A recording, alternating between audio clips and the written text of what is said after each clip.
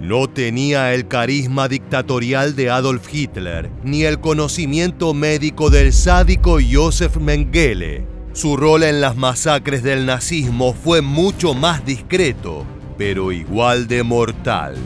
Su trabajo era asegurar la muerte de miles de inocentes. Su firma era la que decretaba el traslado de miles de prisioneros desde los guetos hasta los campos de exterminio, principalmente Auschwitz. Era el responsable de que cada comunidad judía fuera rastreada, clasificada y despojada de sus pertenencias para finalmente exterminarlas cruelmente. Su nombre se encuentra al margen de los documentos que sellaron la condena de millones. Fue la mente logística del Holocausto, el administrador del infierno, Otto Adolf Eichmann. La historia de Eichmann está ligada a los devenires del Partido Nacional Socialista desde su juventud. Si bien el futuro ideólogo del Holocausto nació en Alemania, su familia se mudó a Austria por cuestiones laborales. Allí, por consejo del líder local de las SS, Ernst Kaltenbrunner, el joven Eichmann ingresó a la rama austríaca del partido nazi en 1932 a los 26 años, con el número de miembro 889.895. Su membresía en las SS fue confirmada algunos meses más tarde, siéndole otorgada la responsabilidad de proteger la sede del partido en Linz dentro del regimiento SS Standarte 37. Sin embargo, cuando el partido nazi tomó el poder en Alemania en enero de 1933, los recortes laborales en Austria dejaron a Eichmann sin trabajo. Entonces, con 27 años, no tuvo más opción que regresar a su tierra natal para involucrarse por completo en el funcionamiento del nacionalsocialismo. Su objetivo no era ser un soldado o un líder político, sino ser un engranaje eficiente que pusiera los sellos adecuados en los documentos correctos para asegurar el crecimiento del nazismo. Pronto la historia le encontró un lugar infame donde desarrollar su espíritu burocrático.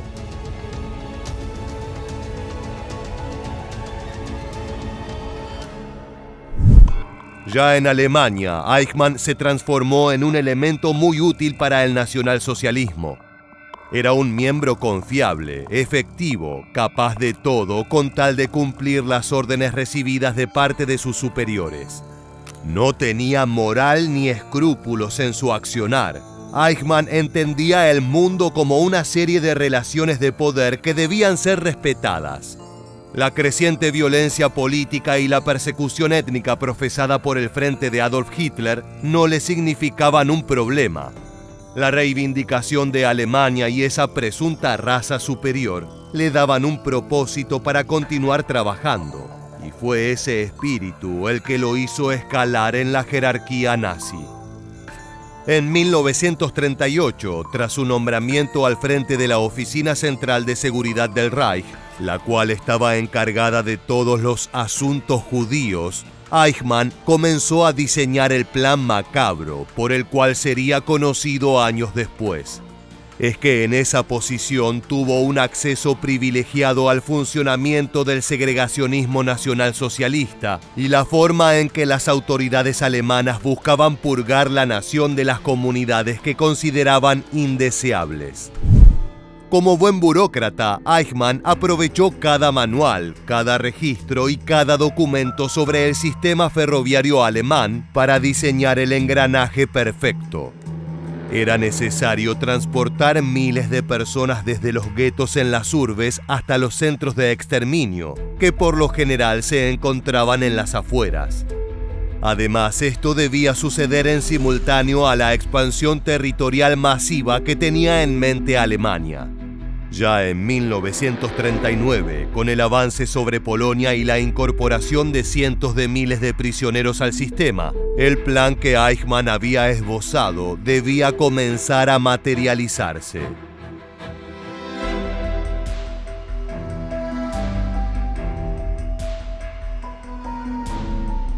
Bajo su dirección se construyeron los primeros guetos y campos de tránsito, especialmente en Viena, Praga y Polonia. Inicialmente el Plan Nisko pretendía reubicar a 600.000 judíos en territorio soviético. Luego, en 1940, Eichmann propuso el Plan Madagascar para deportar prisioneros masivamente hacia África. Pero pronto se hizo claro que no había forma de contener ese caudal humano. Era necesario aniquilarlo. La pieza faltante en ese rompecabezas llegó en julio de 1941, cuando Hermann Göring instruyó a Reinhard Heydrich, el jefe de Eichmann, a presentar un plan global para llegar a la infame solución final. Esta proponía una Alemania sin judíos ni comunidades indeseables, y el encargado de llevar a cabo esa labor fue Eichmann, quien organizó minuciosamente todas las instituciones que serían necesarias para llevar a cabo el genocidio. Desde la confiscación de bienes y territorio al traslado de familias a campos de paso, para luego ser enviados en ferrocarriles hacia los campos de exterminio. Desde el registro de ingresos a la evolución de los sistemas para aniquilar a los prisioneros. Todo fue orquestado por Eichmann con su firma al pie de algunos de los documentos que pusieron en marcha esos crímenes de guerra. El rol de supervisor de este hombre fue tal que el 20 de enero de 1942, durante la conferencia de Wannsee, fue quien redactó el acta oficial que formalizaba el nuevo objetivo del Reich: el genocidio de hasta 11 millones de judíos europeos mediante todos los medios posibles. Desde la oficina de Eichmann se gestionaron los traslados de más de 2.3 millones de judíos, además de oficializar la deportación de otros 400.000 alemanes de orígenes étnicos perseguidos. Si bien él no construyó las cámaras de gas con sus propias manos, fue él quien las mantuvo constantemente llenas con almas inocentes. Su arma no fue un rifle, fue una hoja de ruta. Su crimen fue cumplirla al pie de la letra. I had nothing to do with killing Jews. I've never killed a Jew. I've never ordered anyone to kill a Jew. Maybe that is what gives me a certain peace of mind. I might be guilty because I helped with evacuation. Entre 1943 y 1945, el sistema pensado por Eichmann funcionó a la perfección. Los trenes llegaban a tiempo a la estación, recogiendo a miles de prisioneros que eran trasladados hasta su condena. Como mano operativa de la solución final, él llevó a cabo algunas de las innovaciones más terroríficas en los guetos y los campos de exterminio. De hecho, estaba tan comprometido con su rol en esa maquinaria sangrienta que él mismo se ocupaba de visitar los lugares personalmente, supervisando que todo estuviera marchando de acuerdo a lo acordado. De forma semanal, Eichmann sostenía reuniones operativas con las cabezas militares de cada campo, tomando nota de las cifras alcanzadas y sugiriendo ajustes para mejorar la productividad. Documentos, estadísticas, premios por desempeño y muchas cartas entre oficiales y Eichmann demuestran que él no era un simple empleado. No era tan solo un hombre siguiendo órdenes. Era un participante activo y satisfecho con el genocidio que estaba causando en la comunidad judía. Sin embargo, en el año 1945, el ambicioso plan de Adolf Hitler y su gabinete fue derrumbándose a medida que perdía territorios en Francia y en el frente soviético. Para muchos miembros del partido se hizo evidente que el sueño de una Alemania aria y libre de comunidades indeseables se estaba esfumando. Era cuestión de tiempo para que la Segunda Guerra Mundial acabara con una nueva derrota germana, y hombres como Eichmann sabían que les esperaba un juicio por los horripilantes crímenes cometidos. No había muchas opciones, solo podían huir, desaparecer o enfrentar una posible condena mortal. Y así llegó el 30 de abril de 1945, el día que Adolf Hitler se voló los sesos en su búnker. A partir de ese momento, su entorno cercano trató de escapar o proponer treguas con los aliados, pero ya era demasiado tarde. Después de la derrota de Alemania en 1945, Eichmann fue capturado por las fuerzas estadounidenses y, como miembro de alto rango de las fuerzas nacionalsocialistas, fue enviado a un campo en Hamm.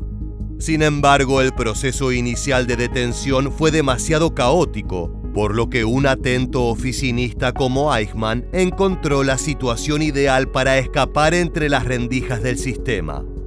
El criminal aprovechó la confusión generalizada para gestionar una nueva deportación, pero esta vez no una masiva, sino su propia desaparición personal. Primero se escondió en una pequeña villa en la Baja Sajonia bajo el nombre de Otto Henninger.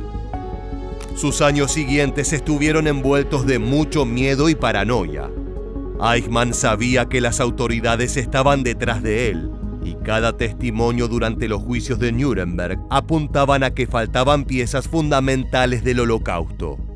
Hombres como Rudolf Höss citaron a Eichmann como un cerebro creativo que permitió la matanza efectiva de millones de personas, pero la declaración más escalofriante fue realizada por Dieter Wisliceny, un oficial de la SS que estuvo bajo las órdenes de Eichmann.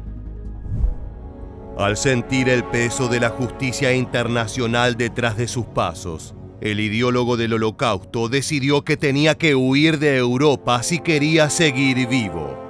Por lo tanto, en 1950 tomó el dinero que había ahorrado, se contactó con algunos de sus viejos compañeros que aún estaban prófugos y adoptó la identidad de Ricardo Kliment. Gracias a una red de colaboradores con presencia en varios continentes, como también a simpatizantes y miembros de la Iglesia Católica, Kliment viajó a Génova como preparación para su verdadero destino. Ese mismo año tomó un barco y zarpó hacia Buenos Aires. Allí, entre tangos y un creciente hábito de fumador compulsivo, Eichmann trató de construir una nueva vida lejos de los servicios de inteligencia de Israel. Eichmann eligió la Argentina por una variedad de motivos. Un factor fundamental era la política migratoria argentina, la cual era extremadamente laxa y tenía un interés geopolítico en integrar a exmilitares alemanes sin importar cuál había sido su pasado. Otro factor es que en Argentina ya se encontraban varios antiguos colegas que le afirmaban que allí habían podido establecerse en paz y que nadie les hizo preguntas al momento de ingresar a Sudamérica. Eichmann pensó que a miles de kilómetros de Europa, las víctimas y sobrevivientes de sus crímenes se olvidarían de él, de sus acciones y de la condena que merecía por ser un monstruoso actor del Holocausto. Pero estaba muy equivocado. Detrás de sus pasos se encontraban 8 agentes especiales del joven Estado de Israel. Todo comenzó en 1953 cuando el cazador de nazis Simon Wiesenthal recibió una pista aterradora. Alguien en Buenos Aires aseguraba que Eichmann vivía allí basándose en una sospecha de Lothar Hermann, un inmigrante alemán ciego y sobreviviente de los campos de concentración. El hombre envió cartas a la Fiscalía alemana y organismos estadounidenses, pero nadie actuó, salvo Israel. 7 años después, el 1 de marzo de 1960, llegó a la Argentina el jefe interrogador de la inteligencia israelí, Zvi Aharoni. Tras una semana de investigación, fue capaz de confirmar la identidad del fugitivo, dando aviso a sus superiores. Como el Estado argentino solía rechazar las solicitudes de extradición de criminales nazis, el primer ministro David Ben-Gurión optó por ordenar la captura ilegal de Eichmann. Fue así como se designó un equipo de 8 agentes encargados de atrapar al criminal en su humilde hogar en la ciudad de San Fernando, una pequeña casa solitaria que se ubicaba sobre la calle Garibaldi. Es por eso que en la noche del 11 de mayo de 1960, dieron rienda suelta a la Operación Garibaldi. Los agentes lo esperaron cerca de su hogar. Eichmann caminaba hacia ellos y uno de los agentes, Malkin, el único que sabía español, le dice: «Un momento, por favor». Pero el criminal nazi supo inmediatamente lo que estaba pasando. Supo reconocer el acento foráneo y buscó un arma en su bolsillo.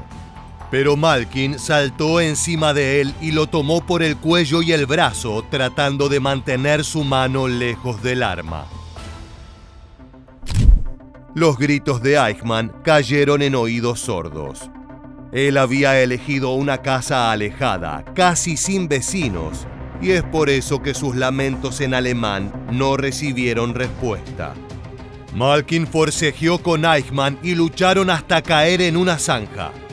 Golpeó cada parte de su cuerpo que pudo: piernas, estómago, cabeza. Finalmente, cuando lo pudo inmovilizar, lo subieron al auto y le dijeron que se calle. Aquella fue la primera orden que Eichmann recibió de un judío. Eichmann fue trasladado a un piso franco donde fue interrogado. Dijo llamarse Ricardo Kliment y luego Otto Henninger, hasta que finalmente admitió su verdadera identidad. El 20 de mayo de 1960, el Mossad sacó a Eichmann del país, drogado, disfrazado de mecánico y con un pasaporte falso, y lo condujo a la ciudad de Haifa, en Israel. Allí el artífice del genocidio aguardó encarcelado el inicio de su proceso judicial. Una vez bajo custodia de las autoridades de Israel, Eichmann trató de desentenderse de ese tipo de decisiones, afirmando que tan solo era un burócrata que obedecía órdenes. Sin embargo, esa versión queda totalmente desmentida por el nivel de involucramiento y la cantidad de propuestas que él personalmente puso en marcha, mejorando significativamente las capacidades de aniquilación de su gobierno. Pero a diferencia de Nuremberg, este juicio no era contra el nazismo. Era contra un hombre, contra un engranaje del mal.